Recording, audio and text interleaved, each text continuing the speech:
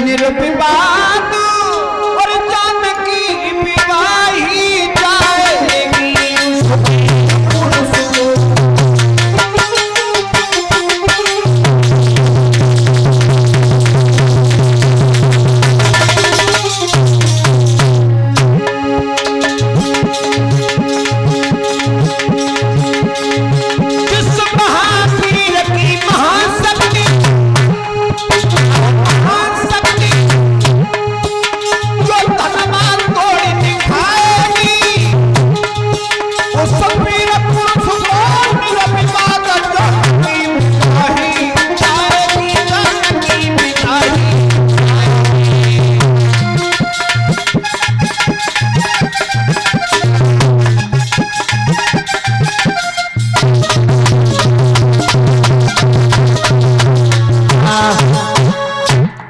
महाराज ने ऐलान कर दिया,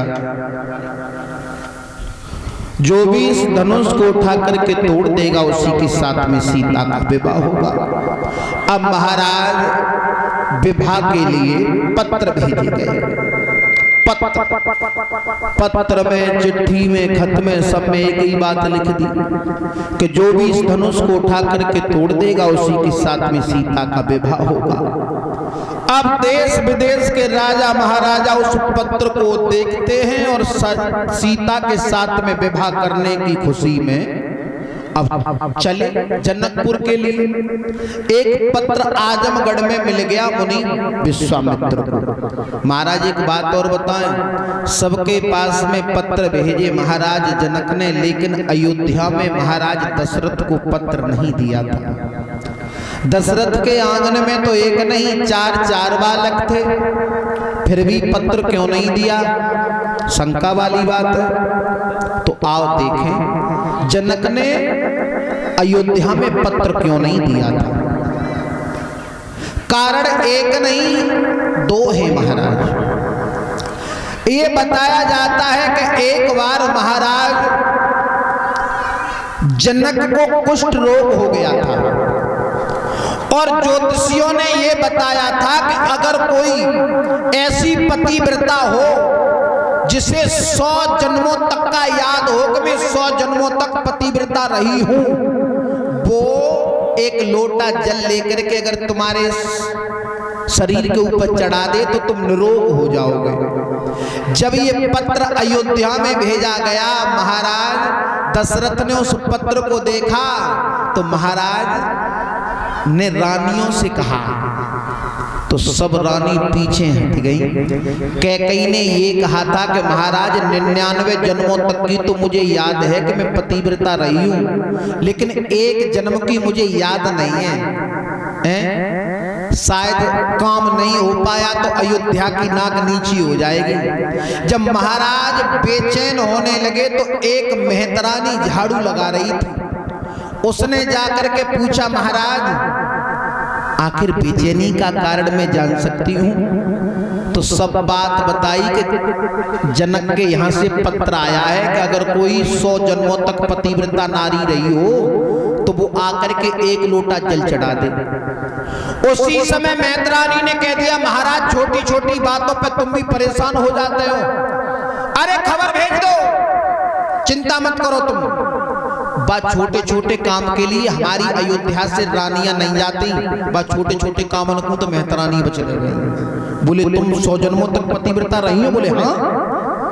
तो महाराज पालकी को सजाया गया, वह मेहतरानी को पालकी में बैठा के जैसे ही जनकपुर में पहुंचे तो जनक महाराज ने जकई कि क्यों तुम्हें भेजा है अयोध्या से महाराज ने और कोई रानी नहीं आई?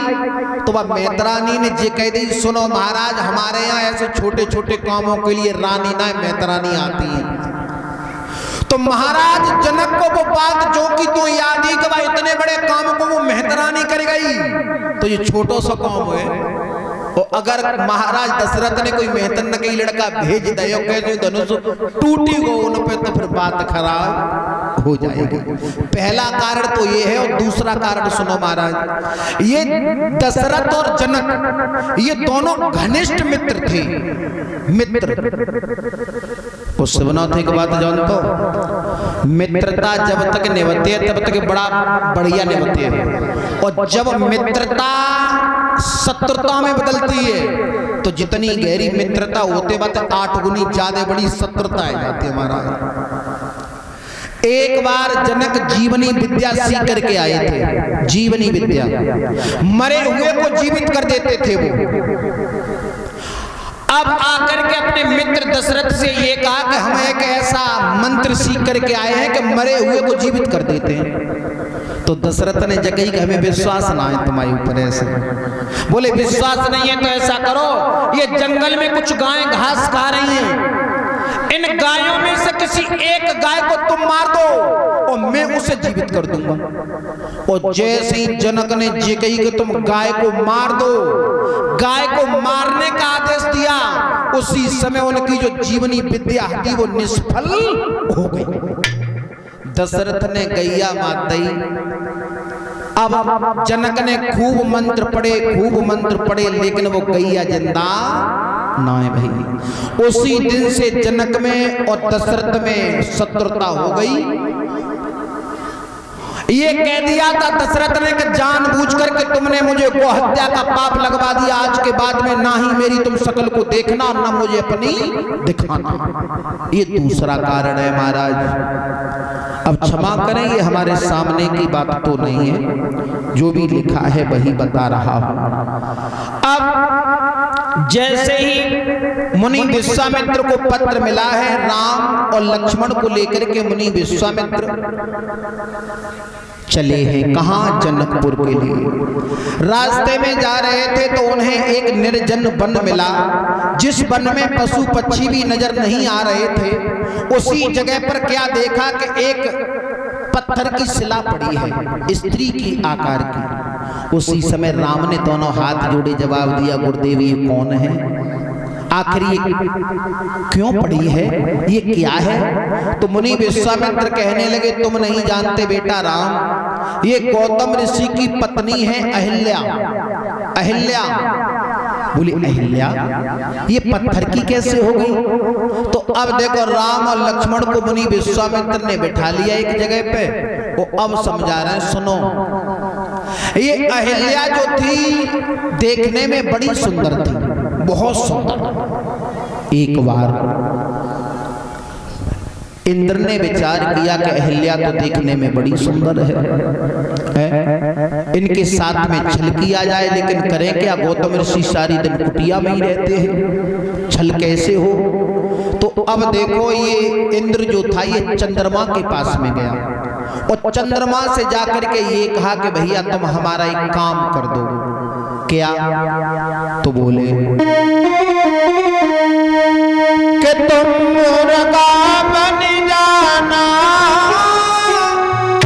मैं बाबा बन जाऊंगा, तुम मुर्गा बन जाना, मैं साधु बन जाऊंगा।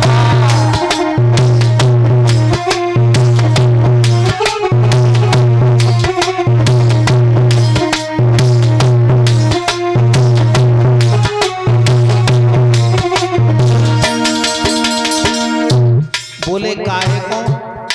जवाब दिया मुझे अहिल्या के साथ में छल करना है। तुम रात में मुर्गा बनने के बाद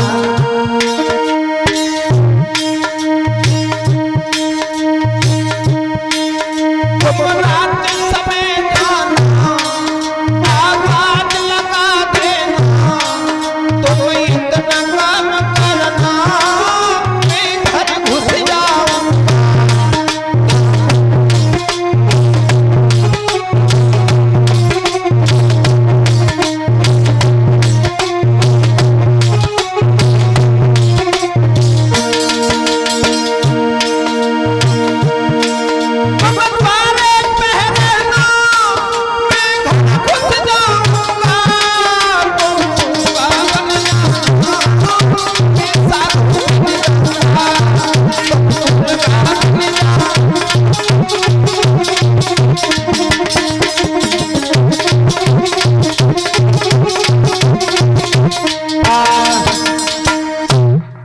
इंद्र के कहने से चंद्रमा जो था महाराज मुर्गा बनने के लिए तैयार हो गया।